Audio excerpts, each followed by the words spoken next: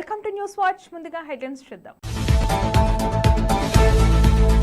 రంగారెడ్డి జిల్లా యాచారం పిఎస్ పరిధిలో మద్యం మత్తులో కారు డ్రైవర్ హల్చల్. 77వ గణతంత్ర దినోత్సవం రాజ్యాంగ స్ఫూర్తితో ముందుకు సాగాలి. కలెక్టర్ డికే బాలాజీ పిలుపు. మాజీ మంత్రి జోగు రమేష్ పై రాష్ట్ర కార్మిక శాఖ మంత్రి వాసంశెట్టి సుభాష్ ఫైర్. రాబోయే మున్సిపల్ ఎన్నికల్లో కాంగ్రెస్ పార్టీ అత్యధిక సీట్లు కైవసం చేసుకుంటుంది.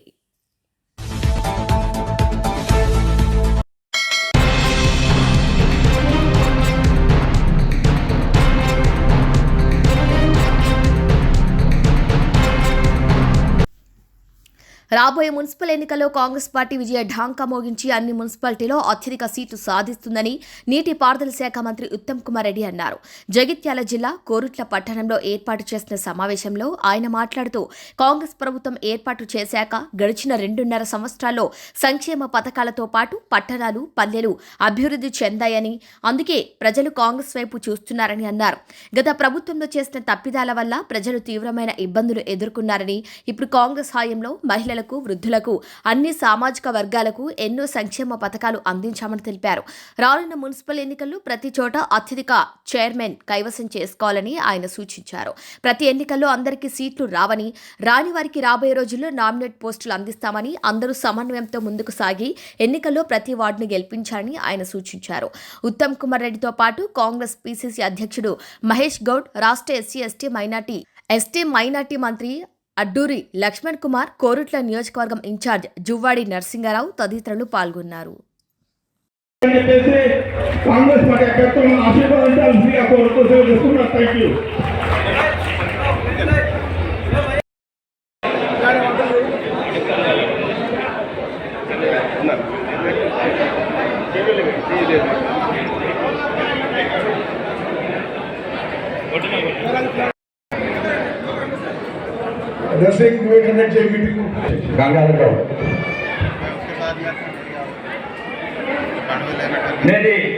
సమావేశానికి వచ్చేసిన మంత్రివర్యులు మరియు మరో మా వేదిక ముందున్న కాంగ్రెస్ పార్టీ కుటుంబానికి చేతులు ఎత్తి నమస్కరిస్తున్నాను. రేపు 2 నెలలలోపు 85,000 ప్రభుత్వ ఉద్యోగులు వచ్చినట్టు ఘనత కాంగ్రెస్ పార్టీ. ప్రజల కోసం వచ్చిన ప్రభుత్వం ఇది, ప్రజల కోసం పనిచేస్తున్నటువంటి ప్రభుత్వం. మీ ప్రాంతంలో సీనియర్ నాయకులంతా కూడా 6 నిమిషాలు పార్టీ కోసమే కాకుండా ప్రజల సంక్షేమం కోసం, ప్రజల అభివృద్ధి కోసం పాటుపడుతూ ఉన్నారు. ఇచ్చిన మాట తప్పకుండా ఆర్థిక నిర్బంధం ఉన్న కేసీఆర్ అనే నాయకుడు 7.5 లక్షల కోట్ల అప్పులు మనం ముంచిపోయినా ఒక్కటొక్కటిగా తెరుస్తూ వస్తూ ఉన్నాం. ప్రజలకు ఇచ్చిన మాటలను నిలబెట్టుకుంటా ఉన్నాం. మీరు చూశారు 2.5 సంవత్సరాల పాలన ఏ రకంగా ప్రజల్ని మన్నన పొందుతూ ముందుకు పోతా ఉన్నాం. సర్పంచ్ ఎలక్షన్లో 74% గెలిపించారు. కారణం మనం ఇస్తున్న సంక్షేమ అభివృద్ధి. మున్సిపాలిటీలో కూడా 90% వరకు కాంగ్రెస్ పార్టీ జెండా ఎగరవేస్తుందని చెప్పడానికి ఏమాత్రం అనుమానం లేదు. కారణం ప్రజల నుంచి వచ్చినట్టు స్పందన, అలాంటి సమాచారం మనకు వస్తూ ఉంది. జగిత్యాల జిల్లాలోని కోరుట్ల, జగిత్యాల, ధర్మపురం నియోజకవర్గాల్లో కూడా మున్సిపాలిటీస్ మన సోదరిమణుల సహకారంతో డెఫినెట్గా కైవసం చేసుకుంటామనే మాట కూడా ఈ సందర్భంగా మనం చేస్తూ ఉన్నాం. అదేవిధంగా ఇక్కడ వచ్చిన నా అన్నలు, తమ్ముళ్ళు, అక్కలు, చెల్లెలు నమస్కరించి విజ్ఞప్తి చేస్తున్నా. ఎట్టి పరిస్థితుల్లో మనం కోరుట్ల మెట్కెళ్ళి మున్సిపాలిటీస్ గెలవాలి. మీరు అన్నట్టు పాతోళ్ళు కొత్తోళ్ళు ఈ విషయం అన్ని నియోజకవర్గాల్లో ఉంది, నా దగ్గర ఉంది, రాష్ట్రంలో ఉంది. కానీ మున్సిపల్ ఎలక్షన్స్లో ఆ విభేదాలు పక్కన పెట్టి ఎలక్షన్లకు పోదాం. నేను మీకు మాట ఇస్తున్నా, పాత వాళ్ళకి ఎవరికైతే టికెట్ ఇవ్వలేకపోతామో తప్పనిసరిగా మహేష్ గౌడ్ గారు, లక్ష్మణ్ గారు, నేను వాళ్ళ కోసం కొట్లాడి ఏదో ఒక నామినేట్ పోసి ఇప్పిస్తామని చెప్పి సభాముఖంగా మాటిస్తున్నాను. అదేవిధంగా మీ మున్సిపాలిటీస్ డెవలప్ కావాలన్నా, కోరుట్ల కానీ మెట్పల్లి కానీ డెవలప్ కావాలన్నా కాంగ్రెస్ మున్సిపాలిటీలో కాంగ్రెస్ గెలిస్తే మీ మున్సిపాలిటీస్ మరింత వేగవంతంగా అభివృద్ధి అవుతాయి. మేము స్వయంగా మీ జిల్లా మంత్రి కానీ, పిసిసి ప్రెసిడెంట్ కానీ, నేను కానీ మీ నరసింహరావుకి ఇక్కడ ఉన్న మిత్రులందరికీ తోడ్పాటుగా ఉండి ఈ మున్సిపాలిటీస్ డెవలప్మెంట్లో అధిక నిధులు కేటాయించి మీ మున్సిపాలిటీస్ మరో లెవెల్ తీసుకుపోయి మీ జీవితాల్లో వెలుగు నిండే విధంగా చేస్తామని చెప్పి సభాముఖంగా మాటిస్తున్నాం. ఇంకా 3 ఏళ్ళు మన గవర్నమెంట్ ఉంది. వచ్చేసారి కూడా కాంగ్రెస్ ప్రభుత్వమే ఏర్పాటు కాబోతుంది. అది మీకు ఎవరికీ సందేహం అవసరం లేదు. వేదిక మీద పెద్దలందరికీ, కిందున్న నా అన్నలు, తమ్ముళ్ళు, అక్కలు, చెల్లు, ఈ 3 ఏళ్లతో సహా మరో 5 ఏళ్ల పాటు కాంగ్రెస్ పార్టీ తెలంగాణ రాష్ట్రంలో అధికారంలో ఉండబోతుంది. ఈ 8 ఏళ్లలో కోరుట్ల మెట్పల్లి మున్సిపాలిటీలకి పెద్ద ఎత్తున అభివృద్ధి చేస్తాం. మున్సిపాలిటీలో టికెట్లు ఇవ్వలేని వాళ్ళకి మీ స్థానిక నాయకత్వంతో సహా మేము కూడా మీ ఎంబడి ఉండి మీకు ఏదో విధంగా నామినేటెడ్ పోస్టులో మరొక దాంట్లో అకామిడేట్ చేస్తామని చెప్పి సభాముఖంగా మనం చేస్తున్నాం. అదేవిధంగా మరి నరసింహరావు గారి తండ్రి రత్నాకర్ రావు ఎంబడి కూడా నేను ఎమ్మెల్యే ఉన్నా. అంటే నేను మరి ఎంత సీనియర్నో లేకపోతే వయసు ఎంత కొడుతుంటే నేను రత్నాకర్ రావు గారితో ఎమ్మెల్యే, మరి నరసింహరావు గారు ఎప్పుడు పోటీ చేసిన మరి ఈ సుదీర్ఘ అనుబంధంతో నేను నిజంగానే అప్రిషియేట్ చేస్తున్నా. కోరుట్లలో రత్నాకర్ రావు గారు వెటర్నరీ కాలేజ్ తీసుకొచ్చింది. అదేవిధంగా మున్సిపల్ ఆఫీస్ కానీ, ఎంఆర్ఓ ఆఫీస్ కానీ, ఈఆర్ఓ ఆఫీస్ కానీ, సెంట్రల్ లైటింగ్ కానీ కొన్ని వేల ఇండ్లు జువాడి రత్నాకర్ రావు గారు కోరుట్లకు చేసిన సేవ మనం మరవలేని. అదేవిధంగా నేను నిజంగా మనస్ఫూర్తిగా అభినందిస్తున్న పాలిటెక్నిక్ కాలేజ్ కూడా ఇక్కడ రత్నాకర్ రావు గారు కట్టారు. అదేవిధంగా ఇప్పుడు వీళ్ళు అడిగినట్టుగా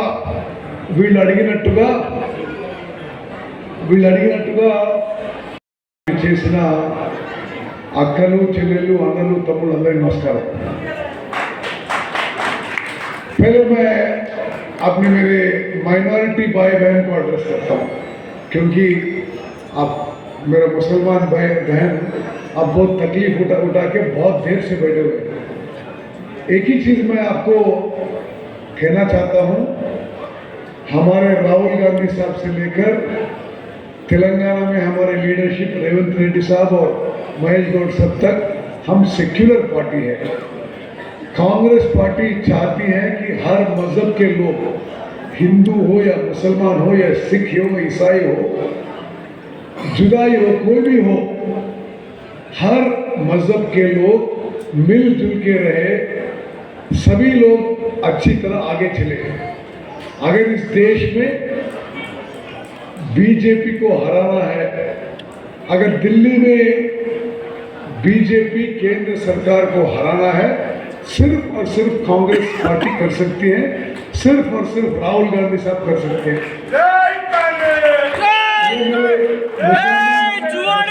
भाई बहन को मैं खास तौर से करना चाहता हूँ, क्योंकि ये पूरी देश में सबसे बड़ी इश्यू है.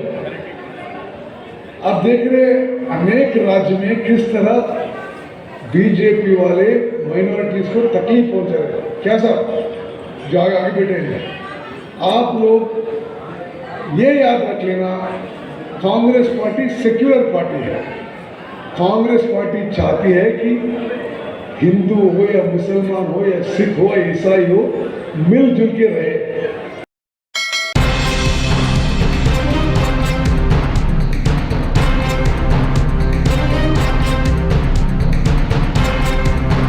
అభివృద్ధిని అడ్డుకుంటాం, అరాచకాలు సృష్టించామంటే తగిన బుద్ధి చెప్తామని మంత్రి సుభాష్ హెచ్చరించారు. గత వైసీపీ హయాంలో దోపిడీలు, అరాచకాలు, అక్రమ ఇసుక దందా, లిక్కర్ మాఫియా, భూ కబ్జాలు చేసిన జగన్మోహన్ రెడ్డికి రాష్ట్ర ప్రజలు 11 సీట్లు ఇచ్చినా ఇంకా బుద్ధి లేకుండా మాట్లాడుతున్నారని, చేసిన పాపాలు కడుక్కోవటానికి దేవుళ్లపై ఓట్లు వేస్తున్నారని మంత్రి సుభాష్ విమర్శించారు. అక్రమ మద్యం కేసులో జోగు రమేష్ను జైలుకు పంపింది చంద్రబాబు, లోకేష్ కాదని, జోగు రమేష్ తప్పు చేశాడు కాబట్టి అధికారులు జైలుకు పంపాలని, తప్పు చేసింది కాకుండా దేవుళ్లపై ఒట్టులు వేయాలంటూ చెప్పటం విడ్డూరంగా ఉందని ఎద్దేవా చేశారు. లేదేమో కానీ చూసిన వాళ్ళు అందరూ సిగ్గుపడతా ఉన్నారు. మాట్లాడితే బీసీ కార్డు తీసుకురావటం, లేకపోతే దేవుళ్ళని తీసుకురావటం, దయ్యాలు వేదాలు వల్లించినట్టు ఉన్నాయి మీరు చెప్తూ ఉంటే. అలాగే దైవం విషయానికి వస్తే మీరు గమనించాలి, దైవం ఒక సెంటెన్స్ మీకు పంపుతూ ఉంది, మీకు శిక్ష వేస్తూ ఉంది. మీరు చేసిన అవినీతి, దేవాలయాల పట్ల మీరు చూపించిన అశ్రద్ధ, ప్రసాదాల మీద నాణ్యత లేకుండా మీరు చూపించిన చిన్న చూపు, ఏడుకొండలవాడి ప్రసాదం మీద, ఇవన్నీ వెరసి మీకు వేసిన శిక్ష 11. అలాగే ఈరోజు మీరు బయటకు వచ్చి నేను 83 రోజులు ఉన్నానంటున్నారు. 8 + 3 11 సరిపోయింది కదా. దేవుడు మీతో వింతాట ఆడుతూ ఉన్నారు మీరు చేసిన పాపాలకి. కల్తీ మద్యం అనేది సృష్టించి ప్రభుత్వాన్ని అస్థిరపరచాలని చెప్పి ప్లాన్ వేసావు, అడ్డంగా దొరికిపోయి ఒట్లు అంటా ఉన్నాం. అక్కడ కృష్ణా జిల్లా పోలీసులు ఎంక్వైరీ చేసి మిమ్మల్ని లోపల పంపడం జరిగింది. ఎంక్వైరీ చేసింది చంద్రబాబు నాయుడు గారు కాదు, లోకేష్ గారు కాదు. కాబట్టి మీరు గతంలో ఏదో పట్టాభి గారు ప్రెస్ మీట్ పెట్టారండి. రాజకీయంగా అనేక రకాల ప్రెస్ మీట్లు పెడతారు. విమర్శలు, ప్రతి విమర్శలు సహజం. ఆ ప్రెస్ మీట్లు పట్టుకుని మీరు ఇళ్ళ మీద దాడి చేయటం, చంద్రబాబు నాయుడు గారి ఇంటి మీదకి వెళ్ళటం, అలాగే పట్టాభి గారి ఇంటి మీదకి వెళ్ళటం, పార్టీ ఆఫీసుల మీదకి వచ్చి ధ్వంసం చేయటం, మీరు చేసిన నికృష్ట పనులన్నీ మర్చిపోయారా? మీరు అమాయకుడిగా నటిస్తే ప్రజలు నమ్ముతారనుకుంటున్నారా? మాటల్లోనేమో మద్య నిషేధం, చేతల్లోనేమో మద్యం మాఫియా. మీ బతుకు ఎవరికి తెలియదు. అధికారులు మళ్ళీ బూతులు తిడతా ఉన్నారు. ఆయనేమో బట్టలు ఇప్పిస్తా అన్నాడు మీ జగన్మోహన్ రెడ్డి, మీరు బూతులు తిడతా ఉన్నారు. మీరు చంద్రబాబు నాయుడు గారు ఒకటే చెప్పారు, అన్యాయంగా ఎవరి జోలికి వెళ్ళం. అలా అని అవినీతి చేసిన వాళ్ళని ఎవరిని వదలవన్నారో అదే ఫాలో అవుతా ఉన్నారు ఈ రోజున. ఆ రోజున రెడ్ బుక్ అంటేనేమో ఎగతాళి చేశారు. ఈరోజు మీరు చేసిన పాపాలకు లోపలికి వెళ్తున్నా సరే రెడ్ బుక్ కళ్ళలోకి వచ్చేస్తా ఉంది మీకు.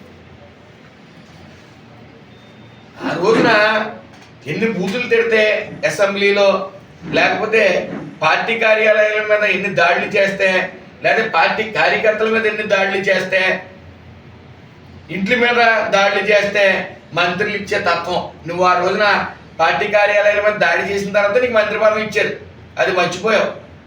మళ్ళీ బీసీ కార్డు వాడతావు. ఆ రోజున అమర్నాథ్ అనే కుర్రవాడు చనిపోతే గుంటూరు జిల్లాలో ఏమయ్యావు? ఆ రోజున నువ్వు గౌడు సోదరుడు అన్యాయంగా అక్కకి ఏడిపిస్తుంటే అడిగినందుకు చంపేస్తే నువ్వేమయ్యావు? ఆ రోజున ముద్దాయిలు మళ్ళీ బయటకు వచ్చి పండగ చేసుకున్నారు.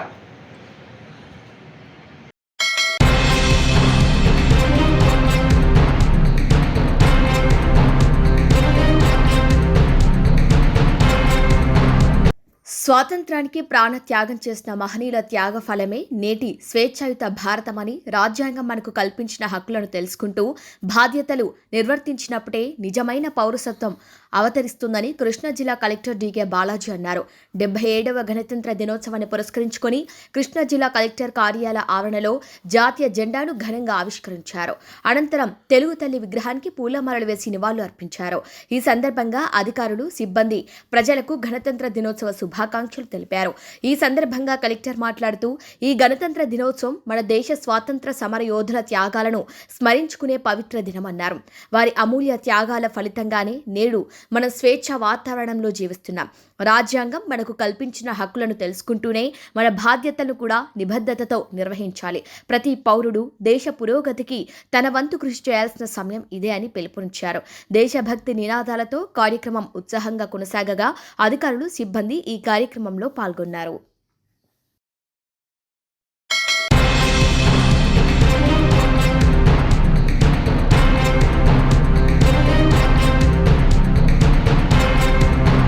రంగారెడ్డి జిల్లా యాచారం పిఎస్ పరిధిలో మద్యం మత్తులో కారు డ్రైవర్ హల్చల్ చేశాడు.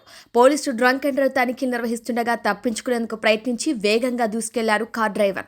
కారును ఆపేందుకు ఎస్ఐ మధు బ్యానెట్పై దూకగా వేగంగా 1/2 కిలోమీటర్ లాక్కెళ్లాడు డ్రైవర్. ఈ క్రమంలో బైక్పై వెళ్తున్న వారిని ఢీకొట్టగా అందులో ఒకరికి చేయి విరిగింది.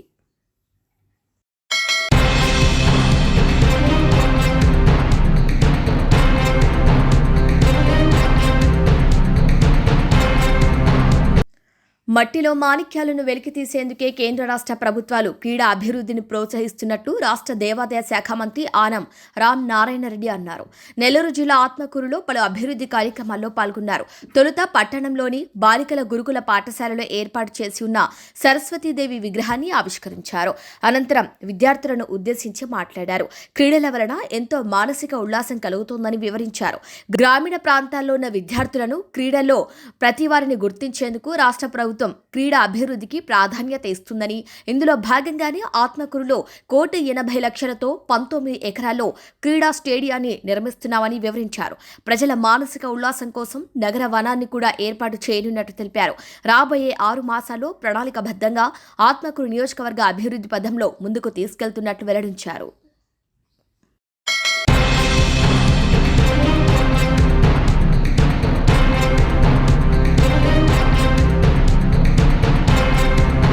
నెల్లూరు నగర అభివృద్ధిలో రెసిడెంట్ వెల్ఫేర్ అసోసియేషన్ల పాత్ర అత్యంత కీలకమని రాష్ట్ర పురపాలక శాఖ మంత్రి పి నారాయణ పేర్కొన్నారు. నెల్లూరు వెల్ఫేర్ ఫెడరేషన్ 9వ వార్షికోత్సవ వేడుకలు ఘనంగా నగరంలో నిర్వహించారు. ఈ కార్యక్రమానికి ముఖ్య అతిథిగా విచ్చేసిన మంత్రి నారాయణకు ఫెడరేషన్ అధ్యక్షులు చంద్రశేఖర్ రెడ్డి మరియు కమిటీ సభ్యులు ఘన స్వాగతం పలికారు. కార్యక్రమ ప్రారంభంలో నేతాజీ సుభాష్ చంద్రబోస్ చిత్రపటానికి మంత్రి పూలమాలలు వేసి నివాళులర్పించారు. అనంతరం నెల్లూరు మేరీ జాన్ అనే ప్రత్యేక మ్యాగజైన్ను ఆయన ఆవిష్కరించారు. ఈ సందర్భంగా ఫెడరేషన్ సభ్యులు మాట్లాడుతూ మంత్రి నారాయణ నెల్లూరు సిటీ ఎమ్మెల్యేగా ఉండటం తమ అదృష్టమని, నగర అభివృద్ధి కోసం ఆయన చేస్తున్న కృషిలో తామంతా సైనికుల్లా పనిచేస్తామని ప్రతిజ్ఞ చేశారు. సభను ఉద్దేశించి మంత్రి నారాయణ మాట్లాడుతూ అభివృద్ధి పనుల పరిశీలనలో భాగంగా అనేక దేశాలు తిరిగాను అని, అక్కడ వెల్ఫేర్ అసోసియేషన్లు చాలా పటిష్టంగా ఉన్నాయన్నారు. కేవలం మెట్రో నగరాలకే పరిమితమైన ఈ సంస్కృతిని 9 ఏళ్ల క్రితమే నెల్లూరుకు పరిచయం చేసి 8 అసోసియేషన్ల నుండి 42 అసోసియేషన్లను విస్తరించిన చంద్రశేఖర్ రెడ్డి కృషి అభినందనీయమని తెలిపారు.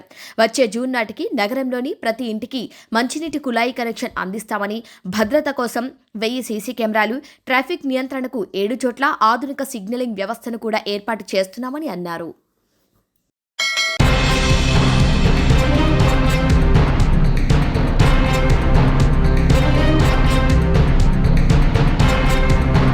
రెండు 2018లో సైట్ విజిట్ సర్టిఫికేట్ ప్రతిపాదన ఉందని భట్టి నిన్న ప్రెస్ మీట్లో చెబుతూ ఒక డాక్యుమెంట్ బయటపెట్టారు.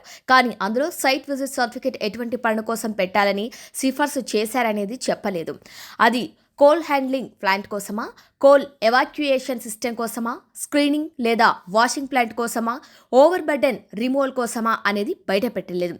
నిన్న భట్టి ఒక లైన్ చదివితే ఇంకో లైన్ చదవలేదంటూ హరీష్ రావు విమర్శించారు. భట్టి గారు నిన్న మాట్లాడుతూ 2018లోనే సైట్ విజిట్ సర్టిఫికెట్ ప్రతిపాదన ఉందని చెప్పే ప్రయత్నం చేశారు. కానీ ఇక్కడే అత్యంత కీలకమైన మౌలిక ప్రశ్న తలెత్తుతుంది. ఆ సిఫార్సు అసలు ఎటువంటి పనుల కోసం? ఇప్పుడు ఇదే కదా CMPDI సిఫార్సులు ఇచ్చింది అని భట్టి గారు బయటపెట్టిన డాక్యుమెంట్ ఇది. It's not my document. ఇందులో సైట్ విజిట్ సర్టిఫికెట్ ఎటువంటి పనుల కోసం పెట్టాలని వీళ్ళు సిఫార్సు చేశారు. అది కోల్ హ్యాండ్లింగ్ ప్లాంట్ కోసమా, కోల్ ఎవాక్యుయేషన్ సిస్టమ్ కోసమా, స్క్రీనింగ్ లేదా వాషింగ్ ప్లాంట్ కోసమా, లేదు ఓబీ వర్క్స్ నిజంగానే ఓవర్ బర్డెన్ రిమూవల్ కోసమా అనేది బయట పెట్టలే భట్టి గారు. జస్ట్ చదువుకుంటూ పోయింటు. నేను కూడా చదివి వినిపిస్తాను ఇంట్లో నుంచి కొన్ని పాయింట్లు ఆయనదే. అయితే ఆయన ఒక లైన్ చదువుతాడు, ఒక లైన్ ఇడిచిపెడతాడు అంతే. ఇది నేను భట్టి గారు చదివారు. ఇందులో ఏముంటుంది, ఈ సింగరేణి టెండర్ పిలిచింది అని. ఇది 2018 design, supply, erection, commissioning, construction and testing of coal handling plant. ఇది తర్వాత భట్టి గారు ఇంకోటి చదివిండు. ఇది టెండర్ దేనికోసం పిలిచిండ్రు, design, supply, erection, commissioning, construction and testing of CHP at RGOC3. అట్లే చాలా విషయాలు చదువుతూ లాస్ట్కు డిఫెన్స్ కూడా పిలిచింది అన్నాడు. కేంద్ర ప్రభుత్వం డిఫెన్స్ కూడా సైట్ విజిట్ సర్టిఫికేట్ పెట్టింది అని కూడా నిన్న భట్టి గారు పెట్టారు. అది ఏంది, సైనిక్ స్కూల్ వాళ్ళు ఒక టెండర్ పిలిచిండ్రు.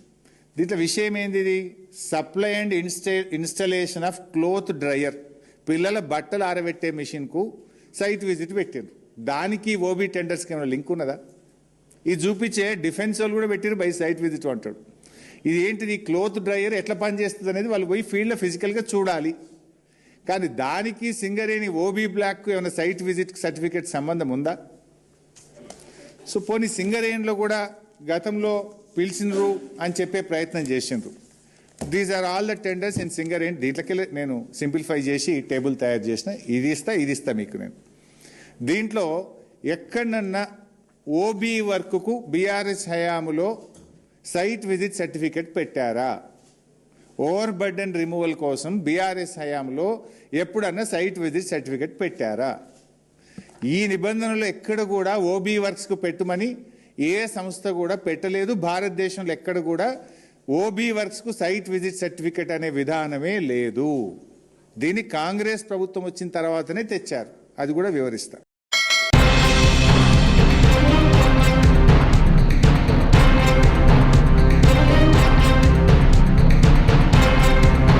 బులెటిన్ ముగించే ముందు హెడ్లైన్స్ మరొకసారి.